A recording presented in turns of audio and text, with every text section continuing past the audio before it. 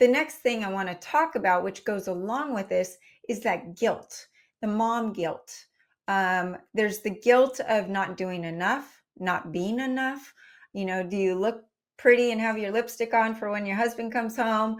Are you cooking amazing home cooked meals 7 nights a week? Are your kids perfectly disciplined and acting right? Are they socially doing well? All of the stuff we take on.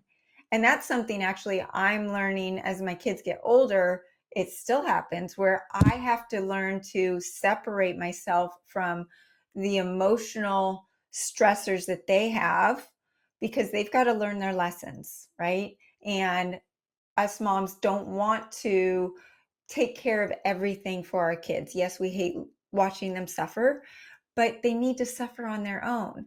And so can you talk a little bit more about the mom guilt that we carry and what to do about it? Such a good question. And I feel like social media has also probably made this tougher because we see every mom's best face forward on social media, and our brains like to make the assumption that that's how their whole life looks. And of course, any of us who are on social media know that what shows up on social media is not what 24 hours of our day looks like, but our brain still likes to sort of like project that onto us as mom guilt. And I think this is a thing that like it's our work to do internally, and it's actually been quite the journey for me the past probably decade or so at least. I feel like with the little ones and the busyness of the first few was all toddlers, I was so busy that wasn't as on my mind. But now that they're older and I have a little bit more bandwidth, there is that thought of like, am I doing enough? Am I doing it wrong? Do I need to do something different? I think part of it comes some relief from that stress comes from respecting, like you said, that they are each their own autonomous, infinite being, and that while we get to walk this journey with them, we're not actually responsible for their journey. We're responsible for supporting them, but we're not responsible for the choices they're going to make, for the journey they take, for their own outcomes in their life. And I think that's actually one of the harder things as a mom, is to step back and let go of that, because we of course wish we could just wave the magic wand and life would work out wonderfully for them all the time. Yeah. But yet any of us who are honest can look back and probably see times in our lives that we would have at the time said were very difficult, and then see such positive things that came in our life as a result of working through those times. I know, like, I can look back and think that the few moments that stick out as the toughest of my life actually led to some of the most beautiful things in my life. And I would not have chosen them, but I would never trade them now.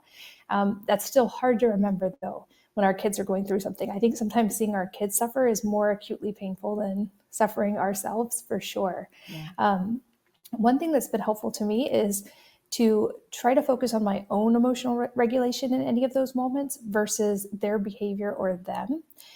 Because I think our kids have a beautiful, unique way to trigger us because they were raised with us and they have aspects of us within them. And so they can do things that we find very triggering. And so I try to remind myself that I'm responsible for my emotional reaction to that, not their behavior. So even if there is something in their behavior that would be ideal to change at some point, for them to choose to change, fixing their behavior is not actually going to fix my emotional reaction that's happening as a result of that trigger. But I do have control of my own emotional choices and my responses and reactions. So if I focus on that and use it as a place of curiosity to find out, why am I being triggered, or where is this in me? Like, what in me is reacting to this scenario that's happening in my family? I have found some fascinating connections there, and then been able to work through some things, kind of with that idea that if you spot it, you got it. So if something annoys you in another person, it's likely because you have that trait and you're maybe in denial about it yourself.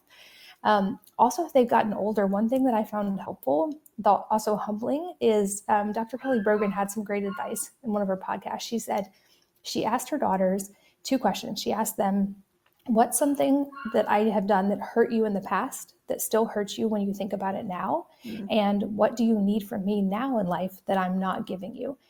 And to ask those questions and then to listen, not to defend or react or argue when they answer. But I feel like if you can give them space to answer those questions honestly, and if they feel comfortable enough to answer those questions, it was so relationship building with my kids.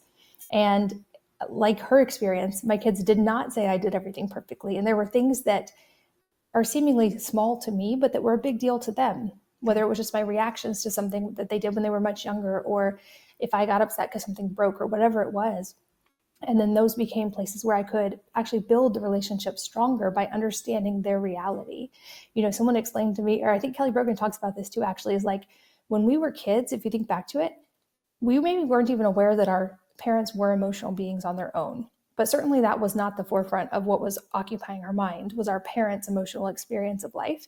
And so if we can understand that that's where our kids are operating from, and that we have the context of being adults with more life experience, more things we've been through, and hopefully more emotional regulation, I think that brings a calmness to the relationship that also helps alleviate some of that mom guilt.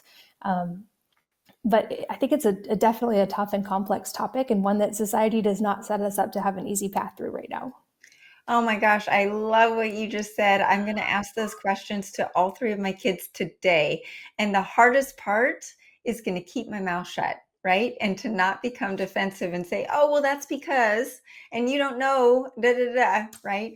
Um, the one thing that I've done with my children when they go through such tough things, because I saw it in my own life, in my own health journey, when I asked God, why am I going through this? But then fast forward to seeing the beauty that came out of the struggle.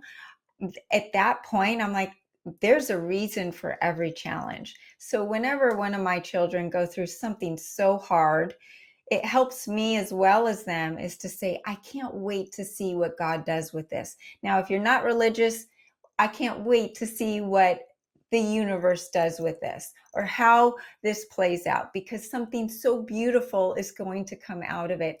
And this is making you so strong and able to persevere and pivot in life and all of these things, which then give them hope that this is for good and I'm going to keep moving forward. And that lesson of just keep moving forward.